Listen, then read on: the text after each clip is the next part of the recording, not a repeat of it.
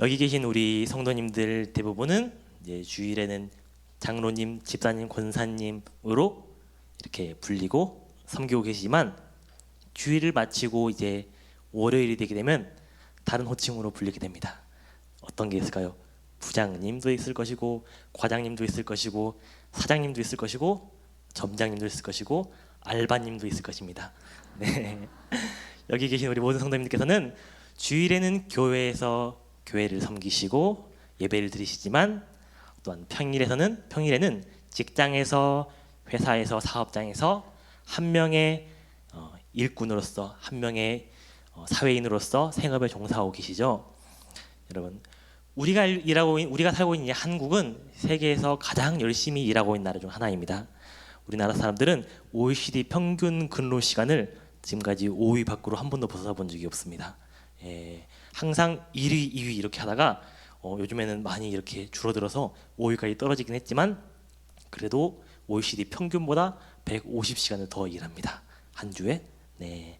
그런데 이렇게 열심히 일하고 있는데 동시에 우리나라 사람들에게 일이라는 것은 그렇게 좋은 이미지로 다가오지 않습니다. 여러분, 출근한다 말 들으면 어떠세요? 뭔가 이렇게 뭐 개운하고 상쾌하고 힘이 솟는 것보다는 뭔가 힘이 빠지고 왜 이러지, 또 가야 되나, 이런 느낌 드시나요? 네, 네, 그렇습니다. 긴 근무 시간, 높은 근로 업무 강도, 그리고 열악한 이제 근로 환경으로 인해서 우리나라에는 일에 대한 다양한 부정적인 인식과 그리고 사회 문제들이, 그리고 다양한 신조들이 등장했었습니다.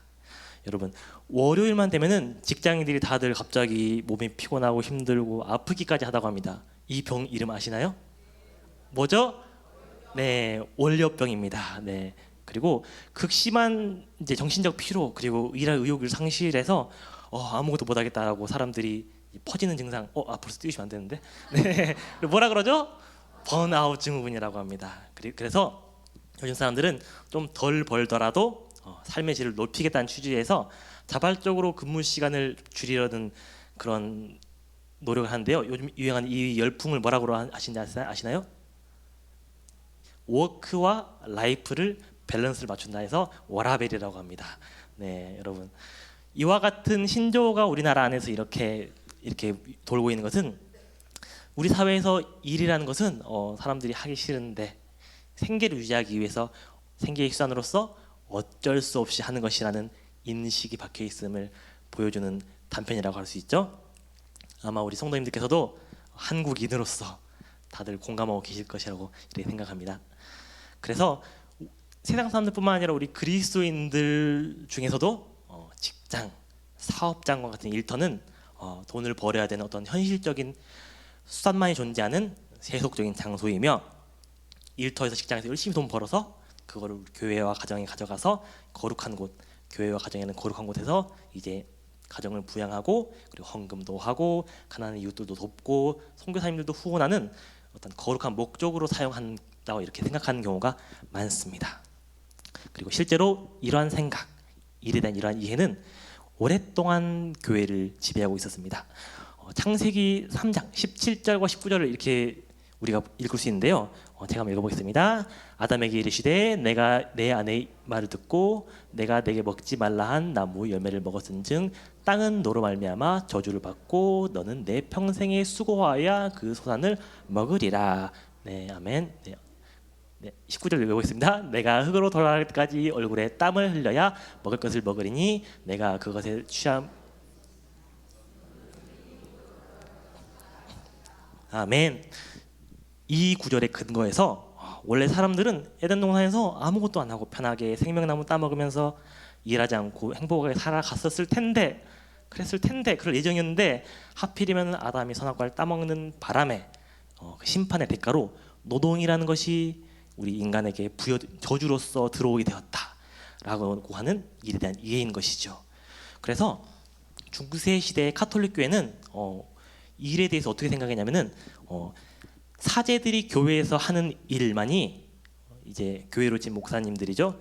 하나님께 속한 거룩한 일이고, 이 땅에서 먹고 사려고 어쩔 수 없이 하는 노동들은 교회로 인한 저주 때문에 하는 속된 일이다라는 이분법적인 사고가 가지를 나눠서 생각하는 사고로 이해해 있습니다. 그런데 이제 카톨릭으로부터 벗어난 종교 개혁가들은 카톨릭의 일에 대한 이러한 이해가 옳지 못하다라고 성경적이지 못하다는 것을 지적하면서 우리가 이 땅에서 하는 이 평범한 일들, 생업도 하나님께서 우리에게 맡기신 거룩한 일이라는 가르침을 통해서 일상과 일터에서도 영성과 거룩의 회복을 시도했었습니다. 자, 우리의 일에 대한 신학적인 결론은 하나님의 창조에 대한 신학과 그리고 하나님의 창조에 대한 신학과 소명에 대한 신학으로부터 도출됩니다. 자, 그래서 첫 번째 한번 읽어볼까요? 첫째, 시작. 성경은 이를 죄의 결과로 바라보지 않습니다. 네, 요한복음에서 안식일 논쟁에서 예수님께서는 이렇게 말씀하십니다. 한번 5장 17절 읽어볼까요? 시작. 예수께서 그들에게 이르시되 내 아버지께서 이제까지 일하시니 나도 일한다 하시매. 여러분, 이 말씀은 누구보다 먼저 하나님께서 일하시는 분이라는 것을 우리에게 알려주십니다. 여러분, 세상을 창조한 것은 일일까요, 아닐까요? 일이죠. 그렇다면 그 창조된 세계를 다스리시는 것, 경영하시는 것은 일일까요, 아닐까요? 일입니다. 그렇다면은 세상에서 사람들을 위해서 구원 사역을 준비하시고 이루어 나가시는 것도 일입니다. 여러분, 성경은 하나님을 가리켜서 졸지도 아니하시고 주무시지도 아니하시고 세상을 경영하는 분이라고 설명하고 있습니다. 여러분, 근데 하나님께서는 하나님의 이 일, 세상을 다스리시는 일을 하나님의 형상을 가진 사람들에게 일부 위임하셨습니다. 만물의 주권을 위임해 주시고 세상을 사람들이 하나님의 뜻에 합당하게 다스리도록 하는 일을 주셨습니다. 이것이 바로 우리에게 주어진 창조 명령인 것입니다. 함께 한번 창세기 1장 26절과 2장 15절 읽어볼까요? 자, 시작. 하나님이 이르시되 우리의 형상을 따라 우리의 모양대로 우리가 사람을 만들고 그로 바다의 물고기와 하늘의 새와 가축과 온 땅에 긴 모든 것을 다스리게 하자 하시고, 여호와 하나님이 그 사람을 이끌어 에덴 동산에 두어 그것을 경작하며 지키게 하시고. 네, 26장에 나오는 다스리게 하자, 그리고 15절에 나오는 경작이라는 것은 다양한 형태의 일, 사람이 종사하는 다양한 형태의 일을 의미합니다. 이러한 일을 통해서 우리는 사회를 이루고 도시를 세우고 문명을 발전시키는 그러한 일들을 하는 것이지요. 그렇기 때문에 여러분이 다양한 직장에 종사하고 계시지만, 일거리에 종사하고 계시지만 그 모든 것이 사실 하나님께서 명령하신 창조 명령에 순종하고 계시고 있는 것입니다. 여러분, 이 창조 명령은 아담과 하와의 타락 이전에 하나님께서 이미 명령하신 것입니다. 그러므로 우리가 하는 일 자체는 저주가 아닙니다. 오히려 하나님께서 우리에게 명령하신 거룩한 창조 명령이며, 타락으로 인한 저주는 우리가 이 창조 명령을 수행하기 어렵게 고되게 만들고 있을 뿐인 것입니다. 네, 그 다음에 우리 일에 대한 두 번째 한번 볼까요? 자, 시작. 둘째, 일터와 세상도 하나님께서 다스리시는 공간입니다. 여러분, 그러므로 우리는 교회뿐만 아니라 일터에서도 하나님의 자녀로서 거룩하게 살아가야 합니다. 여러분, 성경은 우리가 살아가는 시간과 공간에서 오늘과 같은 주일, 이곳 교회만 거룩하다고 말하지 않습니다. 성경은 교회와 주일뿐만 아니라 우리가 살아가는 모든 시간, 모든 공간이 하나님께서 창조하셨으며 다스리고 계신다고 선포합니다. 그렇기 때문에 만약에 주일만 거룩하고 교회만 거룩하다면 우리는 어떻게 될까요? 우리 그리스도인들은 일주일에 하루만 거룩하게 살고 6일은 속되게 살아가는 이중적이고 뭔가 이상한 사람들이 될 것입니다. 성경은 우리에게 항상 하나님을 닮은 거룩한 삶을 살라고 명령합니다. 예로 함께 베드로전서 1장 15절 읽어보겠습니다. 자, 시작. 오직 너희를 부르신 거룩한 이처럼 너희도 모든 행실에 거룩한 자가 되라. 아멘.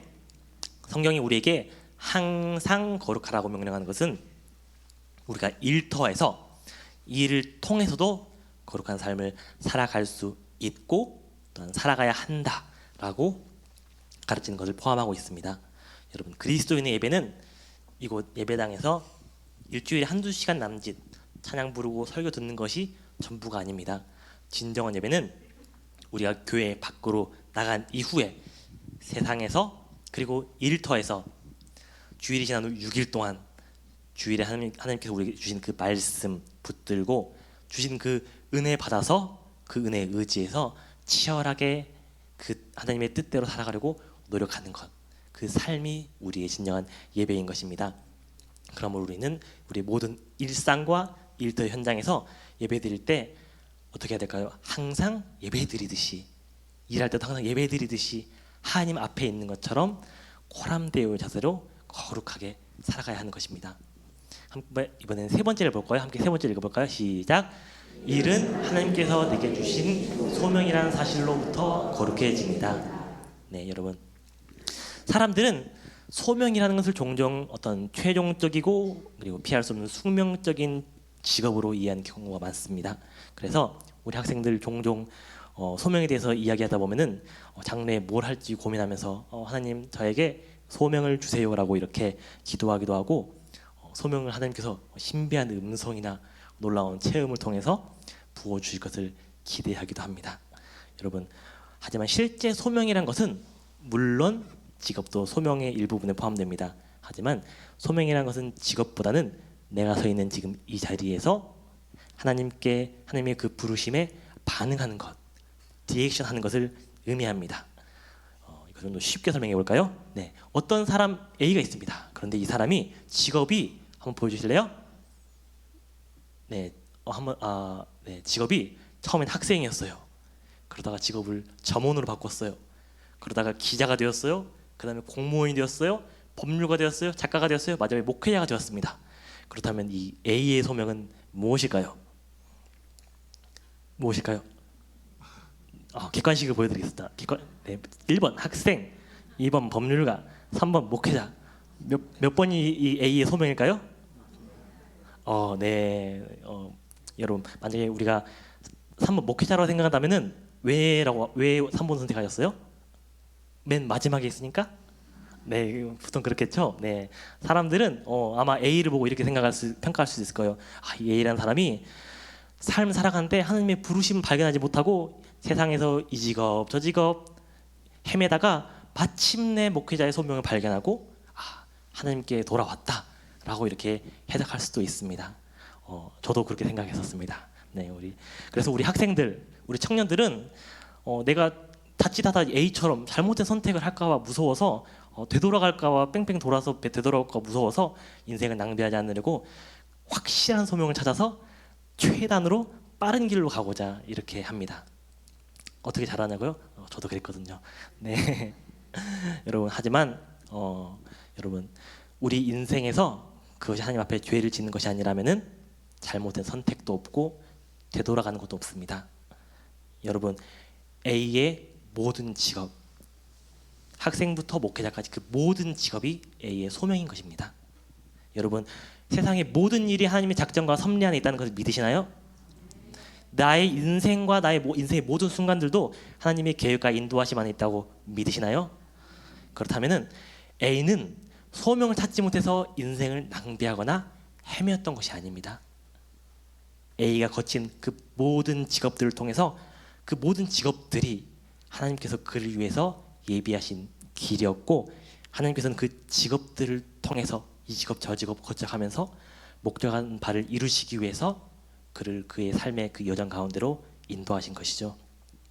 그렇다면은 A가 어떤 직업 가운데 있든지, 만약 그가 서 있는 그 자리에서 항상 하나님의 그 부르심을 찾았다면은, 하나님께서 나에게 원하시는 것이 무엇인지에 대해서 찾으면서 반응했다면은 A가 거쳤던 그 모든 직업들이 다 A의 소명인 것입니다. 여러분, 반대로 내가 이 직업은 분명히 나의 소명이야 라고 생각했는데 그 직업을 잃거나 그만두게 될 수도 있어요. 하지만 그렇다고 해서 우리의 소명이 사라지거나 실패한 것이 아닙니다. 그 직업을 그만두게 되는 것, 잃게 되는 것, 그리고 새로운 직업을 찾아가는 것 역시 우리의 삶의 과정의 일부일 수 있습니다. 우리가 우리 삶의 모든 순간 가운데 성실하고 거룩하게 살아갔다면은, 그리고 그 안에서 하나님의 부르심을 발견하고 반응했다면은 우리는 A처럼 항상 소명의 자리에 있었던 것입니다. 그러므로 소명이라는 것은 어떤 직업이나 어떤 위치가 아니라 우리가 우리의 삶을 이끄시는 하나님에 대한 우리의 삶의 태도, 우리의 삶의 자세가 정확한 정의라고 할 수 있겠죠. 여러분, 일은 우리 삶에서 굉장히 큰 부분을 차지합니다.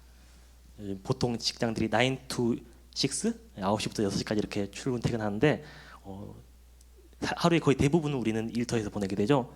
그런데 우리가 그 일터에서 걸어갈 수 없다면은 우리의 거룩은 반쪽짜리 거룩입니다. 주일에 교회에 나와서만 거룩한 삶은 그것은 반쪽짜리 거룩입니다. 우리는 주일에 교회에서 거룩한 성도인 것처럼 일터에서도 마찬가지로 거룩한 성도로 살아가야 합니다. 여러분, 거룩의 뜻이 무엇인지 아시죠? 세상과 구별되는 것, 세상과 다르게 사는 것을 거룩이라고 하죠. 여러분, 세상 사람들은 돈을 벌기 위한 목적에서 당장 그만두지 못해서 어쩔 수 없이 그 직장에서 안 나가려고 버티는 것이 그들의 직장의 전부일 수도 있습니다. 하지만 만약 우리도 그와 같은 모습으로 직장 생활을 하고 있다면 그것은 하나님께서 원하시는 거룩한 그리스도인의 성도의 모습이 아닙니다. 여러분, 세상 사람들은 직장에서 치열하죠. 경쟁이 굉장히 치열해요. 내가 살아남기 위해서 다른 사람을 밀어내고 사내 정치에서 줄타기 하고, 그런 모습들 하나님께서 보시기에 결코 거룩한 성도의 모습이라고 할 수 없을 것입니다. 세상 사람들처럼 아무나 신경 쓰지 않기 때문에 대충 일하거나 슬쩍슬쩍 부정 저지르는 것, 하나님이 원하시는 거룩한 성도의 모습이 아닙니다. 세상 사람들이 쉬는 시간에 담배 타임 가지러 나가자고 할 때 따라 나가서 한 대 피우는 거, 거룩한 성도의 모습이 아닙니다. 술자리도 영업의 연장이라고 해서 데려갈 때 따라가서 한잔 하는 거, 그것도 거룩한 성도의 모습이라고 할 수 없을 것입니다. 여러분, 하나님께서 원하시는 직장에서도 일터에서도 거룩한 성도의 모습은 내가 하는 이 작은 일, 남들이 봤을 때는 별거 아니라고 생각하는 일에조차도 최선을 다하는 것. 최선을 다할 때 왜 최선을 다하느냐? 하나님께서 내가 하는 이 아무것도 아닌 하찮은 일을 통해서도 귀히 사용하실 것이라는 것을 믿으면서 최선을 다하는 모습, 그 모습이 하나님께서 바라시는 거룩한 일꾼의 모습입니다. 또한 작은 업무에서도 하나님께서 보고 계신다는 마음으로 최선을 다하는 것, 그것이 그리스도인 일꾼의 모습입니다. 그리고 내가 승진해서 누락되고 내가 연차 쓰고 싶은데 밀려가지고 연차 못 쓰게 되는 그런 상황이, 내 코가 석자인 상황이 내 직장 속에서 있더라도 그것 때문에 살아남아야겠다 독한 마음 푸는 게 아니라 오히려 내 주변에 있는 힘든 동료들, 어려운 동료들에게 먼저 손 내밀고 도와주는 것, 그것이 그리스도인 직장인의 모습입니다. 그리고 하나님이 원하시는 그 거룩한 성도의 모습은 나를 괴롭히는 원수 같은 저 직장 상사, 저 진상 손님을 선으로 대하고 선대하고 그리고 그들을 위해서 기도하는 것, 그것이 세상 사람들과 다른 그리스도인 직장인의 모습입니다. 여러분, 우리가 이렇게 거룩한 성도의 모습으로 일터에서 직장에서 빛과 소금으로 일할 때 먼저는 누가 보실까요? 하나님께서 우리를 보시고 우리를 칭찬하십니다. 그리고 우리에게 상 주신다고 오늘 본문에서 약속하고 계십니다. 또한 나와 함께 일하는 직장 동료들, 겉으로는 말하지 않아요.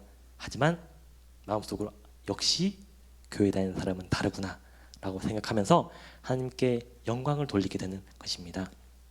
여러분, 성경은 우리에게 거룩한 직장 생활을 하는 모범적인 예시로 한 사람을 보여줍니다. 그 사람은 바로 요셉입니다. 여러분, 요셉의 직업은 무엇이었을까요? 첫 번째 직업, 노예였습니다. 네, 요셉은 형들 때문에 애굽으로 노예로 팔려 나갔죠. 그런데 노예란 직업은 아마 세상에서 가장 불쌍한 직업일 것입니다. 노예는 월급 받을까요, 안 받을까요? 받지 않습니다. 아무런 보상도 받지 않고 그저 일을 해야 했죠. 그리고 사람으로서 대우를 받지 못하기 때문에 근무 환경 역시 최악 중에 최악이라고 할 수 있습니다. 열심히 한다고 해서 뭔가 개선되거나 나아지지 않아요. 내가 일하다가 더 이상 일을 못하고 어떻게 물러나야 되면은 그냥 다른 사람으로 그 자리를 대체할 뿐입니다. 그래서 고대 시대에 특히 로마 제국 시대에 노예들의 노동 효율은 최악이었습니다. 왜냐하면 그들의 노동에 아무런 동기부여가 없었으니까요. 그래서 로마 제국이 붕괴하면서 노예 제도가 농노 제도로 바뀝니다. 근데 그게 로마 제국 안에서 뭐 노예 인권 운동이 일어나서 그런 게 아니라 노예 주인들이 노예들한테 일 시켜봤더니 너무너무 일을 대충하고 못하는 거예요. 그래서 차라리 일정 부분 사유재산을 인정해주고 소장료를 받는 게 더 낫겠다라고 생각해서 농노제도로 자발적으로 주인들이 바꾼 거거든요.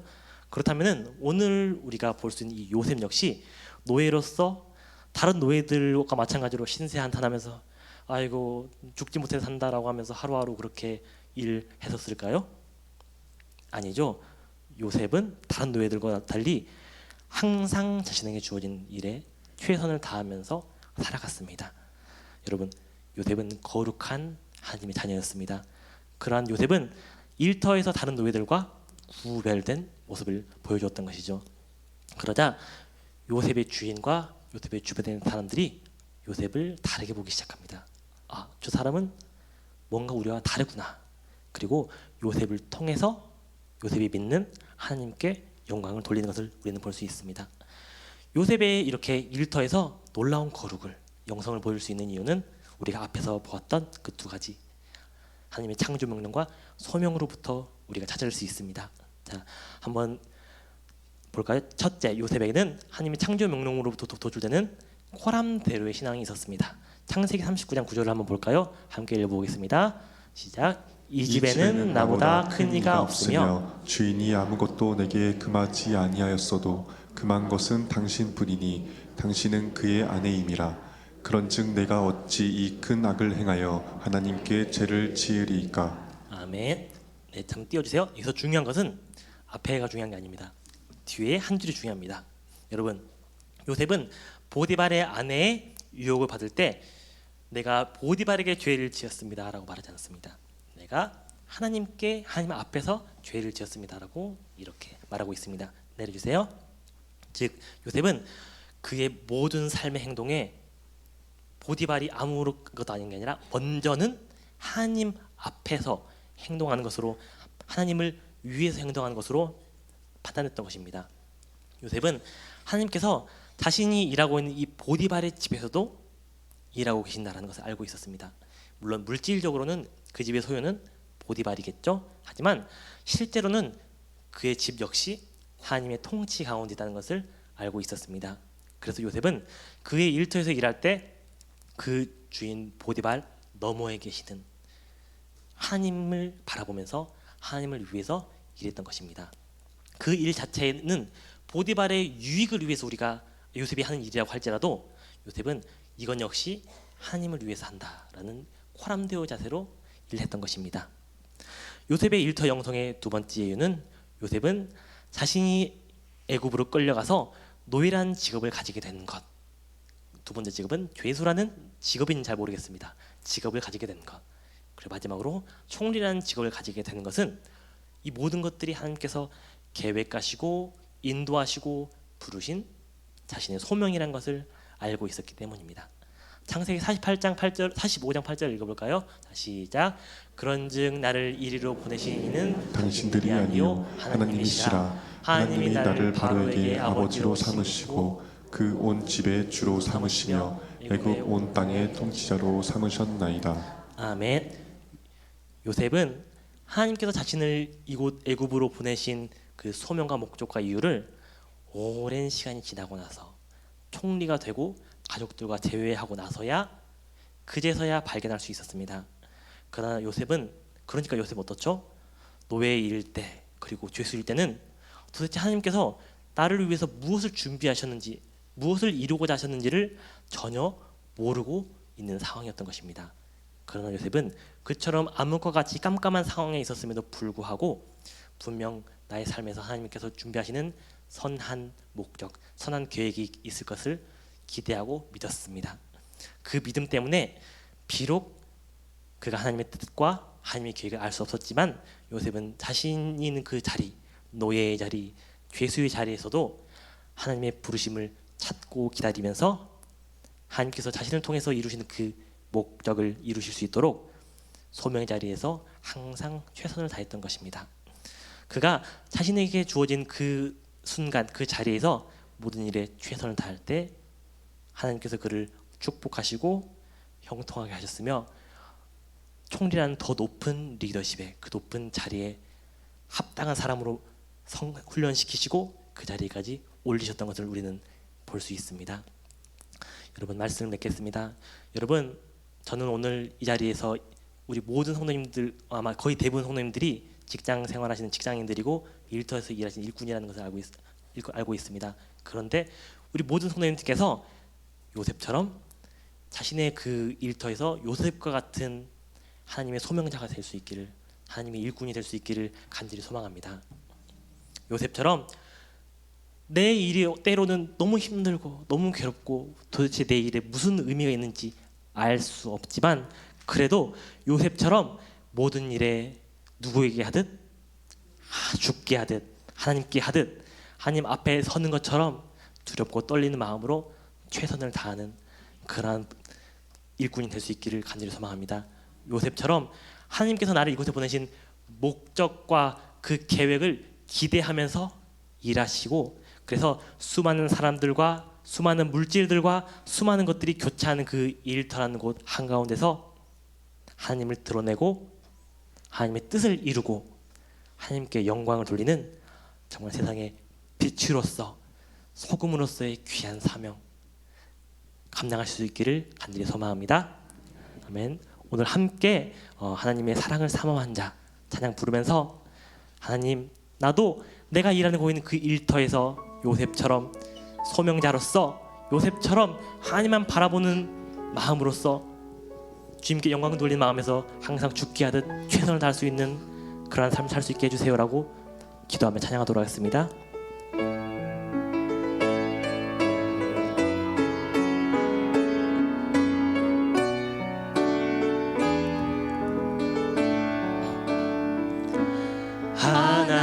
하나님의 사랑을 사모하는 자 하나님의 평안을 바라보는 자 너의 모든 것 창조하신 우리 주님이 너를 얼마나 사랑하시는지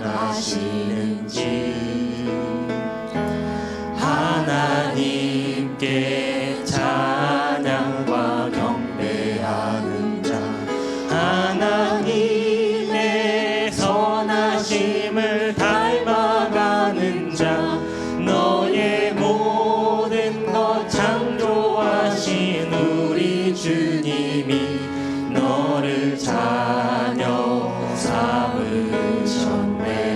사랑의 눈으로 하나님 사랑의 눈으로 너를 어느 때나 바라보시고 하나님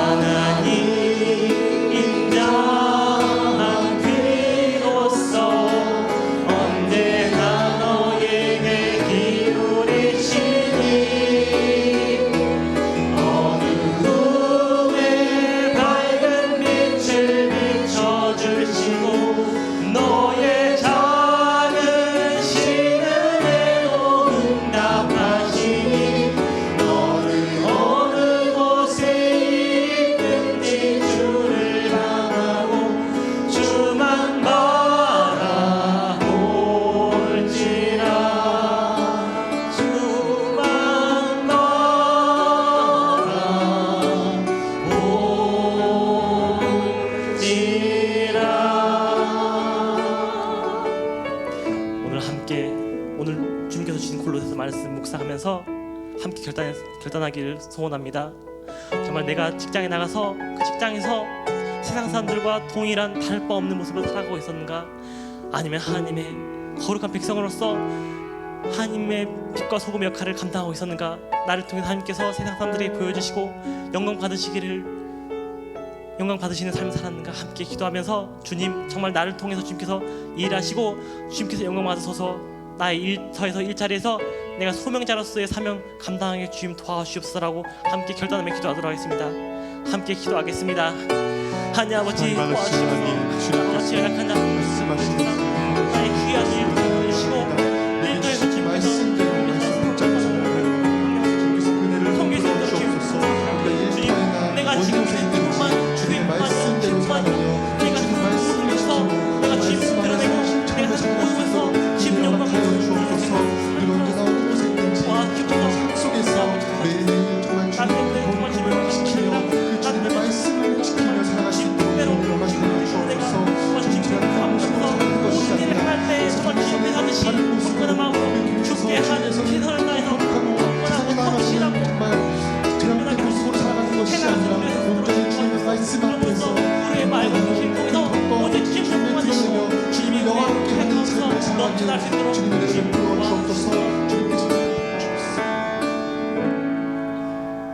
하나님 아버지, 우리를 세상 가운데 일꾼으로 보내시고 또한 일터 가운데 우리를 소명자로 부르심 주님 감사합니다.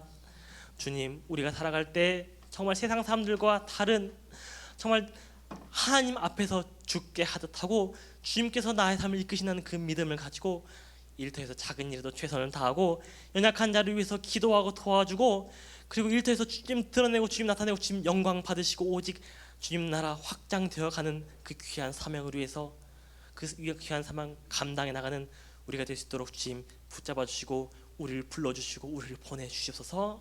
이 모든 기도 우리 주 예수 그리스도 이름으로 기도드렸습니다. 아멘. 귀한 말씀